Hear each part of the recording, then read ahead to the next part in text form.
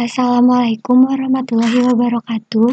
Saya dari kelompok 6 akan menjelaskan persatuan dan kesatuan bangsa pada masa reformasi 21 Mei 1998 sampai sekarang.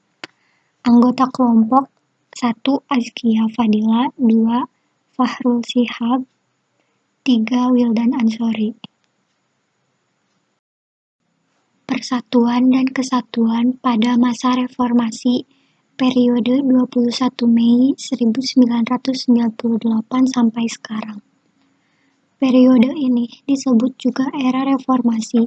Gejolak politik di era reformasi semakin mendorong usaha penegakan kedaulatan rakyat dan bertekad untuk mewujudkan pemerintahan yang bersih dan dari korupsi, kolusi, dan nepotisme yang menghancurkan kehidupan bangsa dan negara.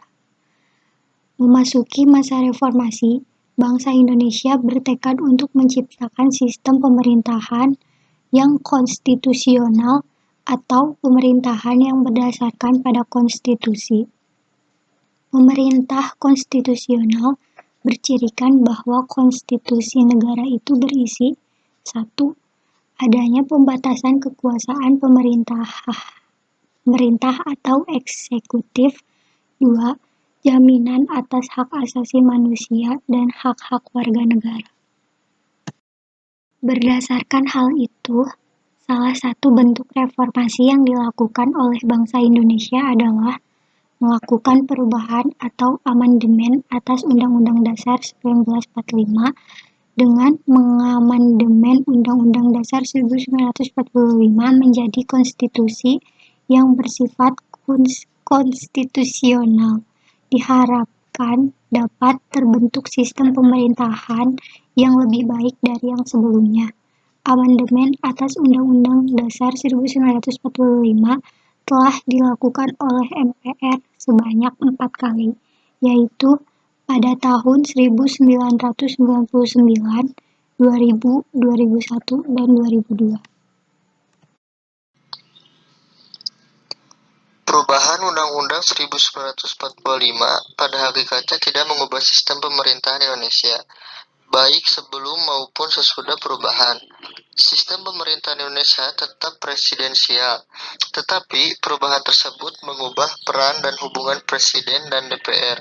Jika dulu Presiden memiliki peranan yang dominan, bahkan dalam praktiknya dapat menekankan lembaga negara-negara yang lain, kini Undang-Undang Negara Republik Indonesia 1945 memberi peran yang lebih proporsional atau berimbang terhadap lembaga-lembaga negara. Begitu pula kontrol terhadap kekuasaan Presiden menjadi lebih ketat. Selain itu, perubahan Undang-Undang Dasar 1945 juga mengubah struktur ketatanegaraan Indonesia.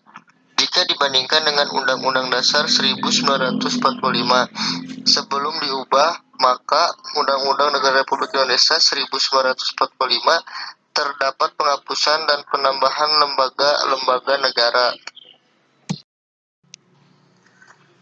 Berikut dipaparkan perubahan-perubahan mendasar dalam ketatanegaraan Indonesia setelah perubahan Undang-Undang Dasar 1945, yaitu 1. Kedaulatan di tangan rakyat dan dilakukan menurut Undang-Undang Dasar, Pasal 1 Ayat 2.